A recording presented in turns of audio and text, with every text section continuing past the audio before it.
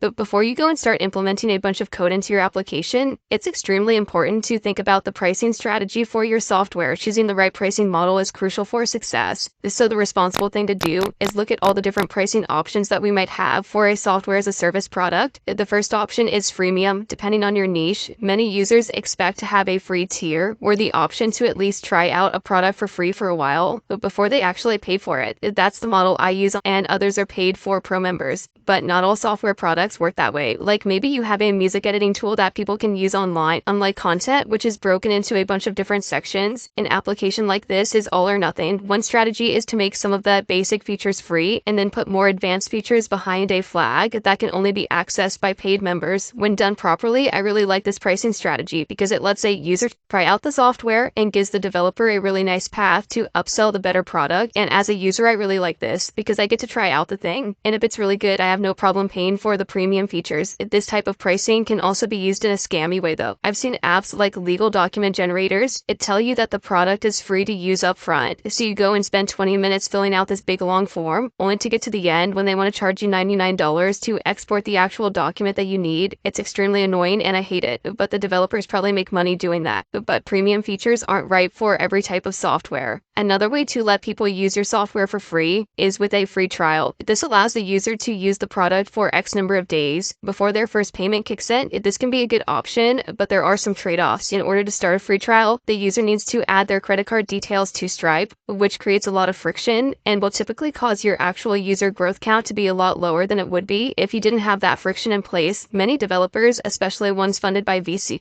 want to have as many users as possible using the thing, even if they're losing money in the process. Having a lot of user feedback is valuable, and you may find ways to monetize your customer base later on, but when you have a free trial that requires a credit card, that's going to gatekeep a lot of potential users right off the bat. It's not necessarily a bad thing, it's just a trade-off to consider. But a freemium model is not right for everybody, and in some cases you'll need money right away. There's been a bit of a trend recently of companies moving away from the software as a service monthly subscription and just doing a one-time payment for a piece of software, like the Slack Discord alternative of Campfire. It's a one-time payment, then you self-host it in the cloud anywhere you want. One big advantage of this is that you get more money up front, whereas with a subscription, somebody might sign up for a month and then cancel. However, the obvious trade-off is that it's harder to convince people to pay all this money up front. Well, ultimately, you have to look at your business and figure out if what you're offering is more suitable for a one-time payment or a subscription. In my case, I get Fireship users the option for both. If you want to do multiple courses, the subscription is generally a much better value. But if there's just a single course you want to do, there's the option for a one-time payment as well. Now, because we're talking about software as a service, I'm assuming that most people taking this course will be looking at recurring subscriptions, of which there are many different variations. Majority of SaaS products use tiered pricing, where there might be a monthly, a quarterly, and annual subscription, where users who commit to a longer length generally get a discount, and that's a win-win for both users and developers. But often what you'll find is that if you're selling to enterprise or business to business, companies will want to buy plans for multiple people all at once. This is how the enterprise plan on Fireship.io works, and many other products like Slack, for example, charge per seat or per user. This makes sense because you wouldn't want to charge a company $20 a month when they have 1,000 different people using your product. When people purchase a subscription in Stripe, they can select a quantity to easily implement this seat-based pricing structure. But the final pricing strategy we'll talk about is metered billing or usage-based pricing. There's a couple of different ways to approach this. One option is to sell something like tokens or credits, which is basically like your own digital currency. For example, you might have some kind of AI image generator app where the user buys 10 tokens through Stripe. Then you simply update a value in a database somewhere. Then you decrement that value in the database after they generate each image. Once their tokens get down to 0, they can no longer use your app until they go and buy some more. This works pretty well, but it can also be kind of an annoying pricing structure if it's a piece of software that you use on a regular basis. The other way to go about it is with metered billing. In the same way you get billed for using big cloud providers like AWS, the customer puts a card on file, then they get automatically charged once they hit a certain threshold or once per month. This can also be a win-win pricing strategy because as a developer, you can price your product at a certain margin above what you pay for it, which makes it really easy to calculate your profit. This is what many developer products like Vercel do. They resell AWS products at a higher price with a better UI and developer experience. The bottom line here is that there are many different ways you can price a product, and ultimately it's best to do some research and figure out what your customers actually want and then give it to them. Next, we'll look at the actual options that Stripe gives us to implement these pricing strategies.